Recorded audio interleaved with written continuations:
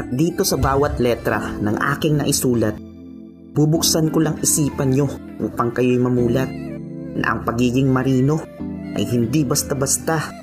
May mga pusong bakal lang ang siyang nakakasampa at nakakatapos ng kontrata ng ilang buwan. Susuka pero di susuko kasi alon lang yan. Mga importanteng okasyon na dapat andyan kami. Pero mas pinili namin na tiisin ito kasi ang pangarap ko, ang kayo'y mapagtapos. Huwag kang mag-alala kay Itay, kasama ko lagi ang Diyos.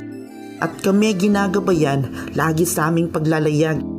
Hiling ko lang na sana kayo ay maging matatag. Sana sa pag-uwi ko, pamilya pa natin ay buo. At isipin nyo sanang ginagawa ko to para sa inyo.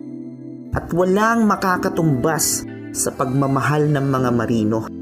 Basta para sa pamilya, nakahanda kaming magsakripisyo.